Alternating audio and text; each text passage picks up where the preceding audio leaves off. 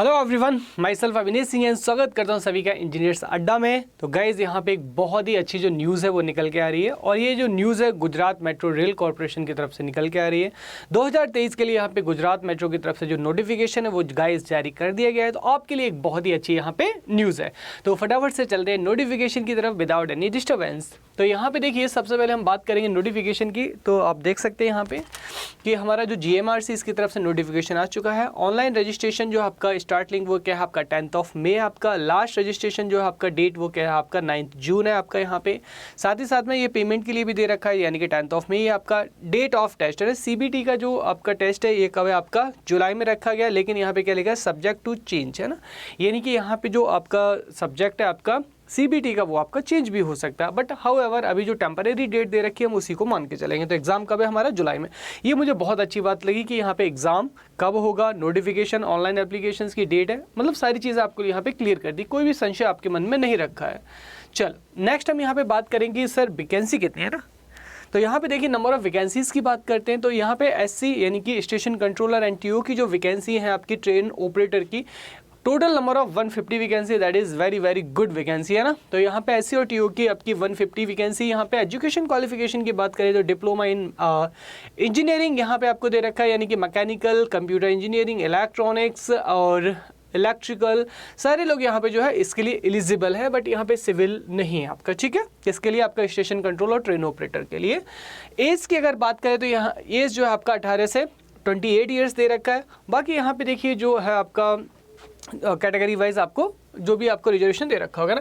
Medical standard की बात करें तो यहाँ पे देखिए A1 है ना, A1 जो मेडिकल स्टैंडर्ड है वो आपका होना चाहिए। खास करके यहाँ पे जो ट्रेन ऑपरेटर उसमें आई साइड को बहुत अच्छे से चेक किया जाता है।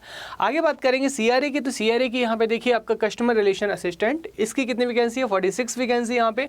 अगेन यहाँ पे देखिए इसके लिए जो एलिजिबिलिटी वो क्या है आपका साइंस ग्रेजुएशन होना चाहिए आपका, फिजिक्स केमिस्ट्री मैथमेटिक्स है ना, किसी में भी। एज अगेन आपका सेम है। नाउ मेन वैकेंसी इसके ऊपर बात करेंगे JE इलेक्ट्रिकल के ऊपर सबसे पहले है ना। तो यहाँ पे आप देख सकते हैं कि जूनियर इंजीनियर इलेक्ट्रिकल की अगर मैं यहाँ पे बात करूँ तो कितनी वैकेंसी यहाँ पे आपकी देखिए 31 vacancy, that is very good vacancy है ना मेट्रो में।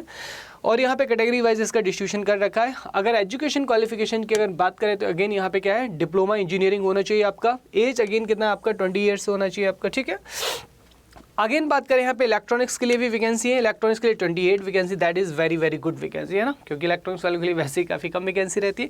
तो एजुकेशन क्वालिफिकेशन सेम दे रखा है। यहाँ पे देखिए इलेक्ट्रॉनिक्स में कौन कौन एलिजिबल है, इलेक्ट्रॉनिक्स एंड कम्युनिकेशन, और यहाँ पे देखिए इलेक्ट्रॉनिक्स वाले भी एलिजिबल है, इलेक्ट्रॉनिक्स एंड टेली कम्युनिकेशन वाले भी एलिजिबल है आपके, ठीक है।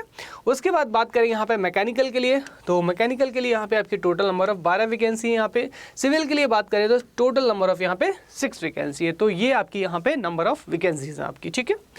चलो आगे बढ़ते हैं और आगे देखते हैं कि क्या इन्फॉर्मेशन हमें दे रखा है। खुल जा सिम। ओके, सो यहाँ पे नाउ अब देखिए यहाँ पे अगेन यहाँ पे अच्छा ठीक है, यहाँ पे देखिए एक पोस्ट और ये और दिखानी थी मुझे मेंटेनर के लिए। तो यहाँ पे देखिए साथ साथ में जो मेंटेनर फिटर है इनके लिए भी वैकेंसीज हैं। यहाँ पे कितनी है टोटल नंबर ऑफ 58 वैकेंसी है आपकी, ठीक है। मेंटेनर इलेक्ट्रिकल और इलेक्ट्रॉनिक्स यहाँ पे कितनी वैकेंसी है 60, और इसके लिए 33 वैकेंसी है।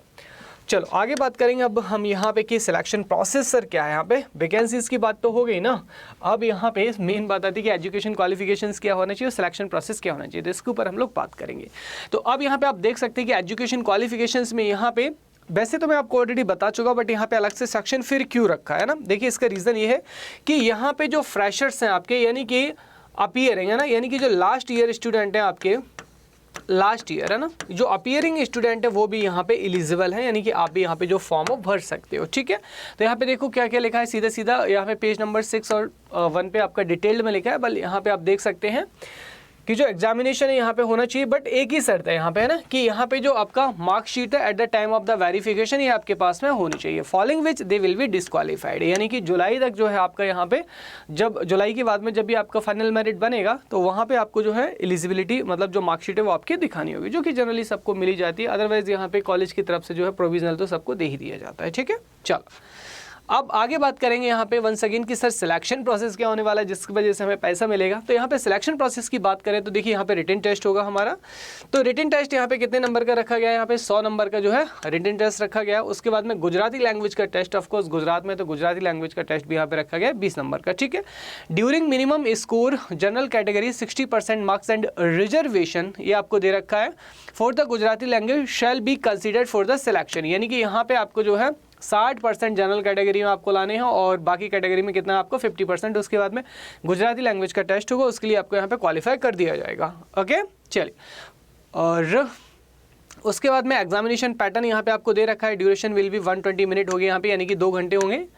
तो ये सारी चीज़ें यहाँ पे आपकी क्वालिफिकेशन से ये सारी चीज़ें यहाँ पे रखी गई। और ये किसके लिए दे रखा है यहाँ पे आपका train operator and station control के लिए भी दे रखा है आपका, ठीक है।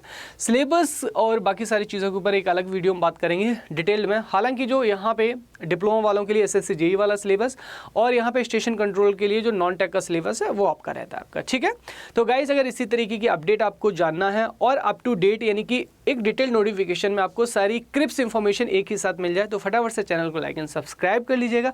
अगर इन्फॉर्मेशन आपको जानवर लगी है तो फटाफट से चैनल को लाइक एंड सब्सक्राइब कर लीजिएगा। साथ ही साथ मैं यहाँ पे आपको बताना चाहूँगा यहाँ पे क्लासेस के बारे में कि यहाँ पे जो फ्री में क्लासेस होती है आपकी फ्री क्लासेस है ना, कहाँ पे होती है, YT पे होती है डेली 6 बजे। और ये जो क्लासेस है गाइस बहुत ही इंपॉर्टेंट होती है ना, तो जितने भी आपके AE और JEE के एग्जाम है ना ऑल इंडिया लेवल पे, तो उसके लिए बहुत ही मोस्ट इंपॉर्टेंट है ना, वेरी वेरी इंपॉर्टेंट ये क्लास होती है जहाँ पे हम MCQ के साथ साथ में जो आपके प्रीवियस ईयर क्वेश्चन हैं इसको डिस्कस करते हैं। एंड नॉट ओनली डिस्कशन, यहाँ पे आपको 360 डिग्री डिस्कशन कराया जाता है कि आपके जो फ्यूचर में भी कि किस तरीके से क्वेश्चन जो है रिपीट हो सकते हैं, कॉन्सेप्ट रिपीट हो सकते हैं।